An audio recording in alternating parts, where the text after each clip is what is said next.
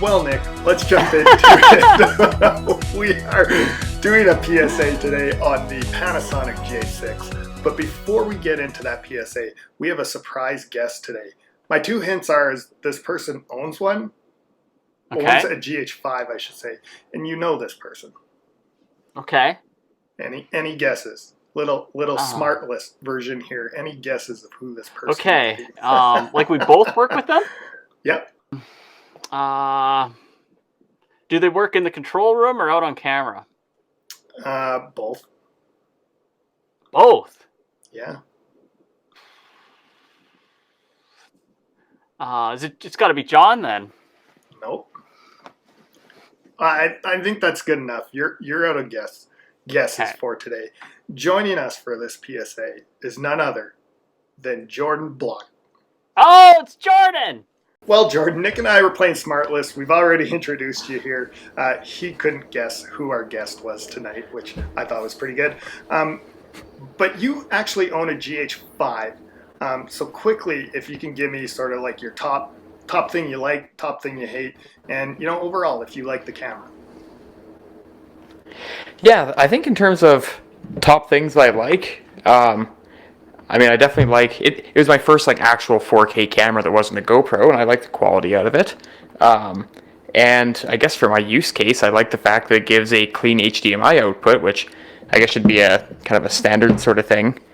In terms of shooting photos, I really don't like the photos that come out of it that much, and it's probably me holding the camera back more than the camera holding me back.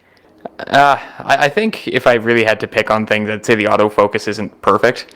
There's times where it just kind of doesn't grab what I'm hoping for it to grab, or it kind of hunts around a little bit sometimes.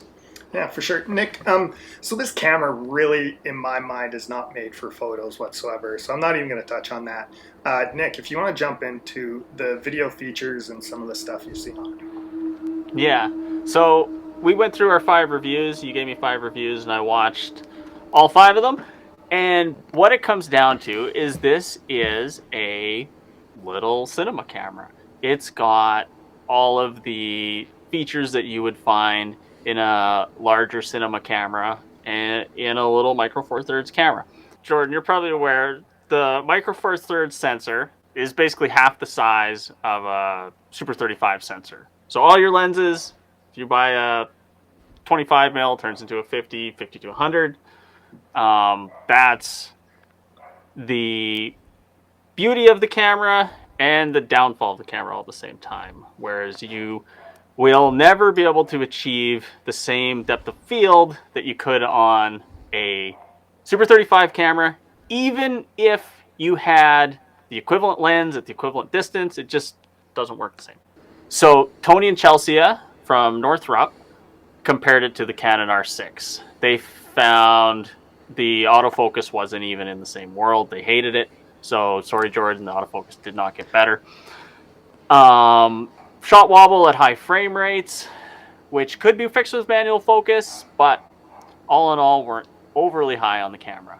So the camera does have dynamic range boost, which essentially gives you 2 extra stops of dynamic range. Cine D said that was the only way to shoot, and yes, it does introduce some gain, which a lot of the other reviewers found difficult to deal with, but with any Cine camera, including my Canon C200, you have to put it through noise cancellation. So I don't see how this would be any different. You run it through noise cancellation, and the image looks really good.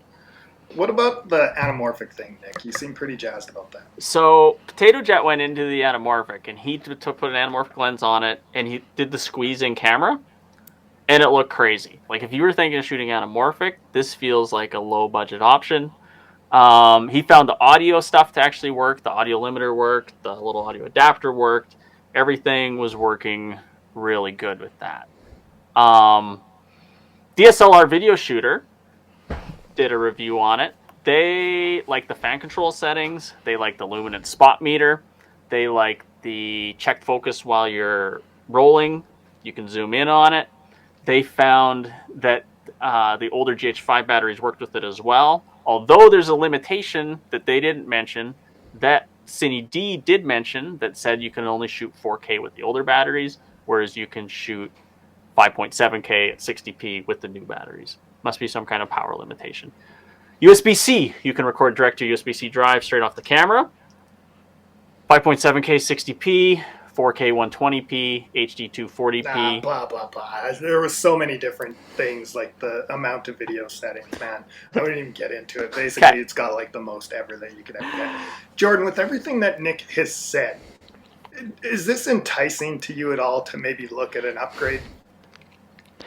You know, when it got announced that they were going to come out with it, I was like, you know, I'll look into it, because I have this, like, I think you guys have talked about this before too, like always wanting the newest, shiniest thing, and thus why I own like a bajillion GoPros, because every year they come out with a new one. They call it GAS, so gear acquisition syndrome. Yeah. Yeah. So yeah, you got bad gas. Yeah, it could be said that I have bad gas. I don't think this is the move for me to make right now in terms of, you know, where I can best spend my money on something. How did you find the IBIS in this camera, the image stabilization in the GH5?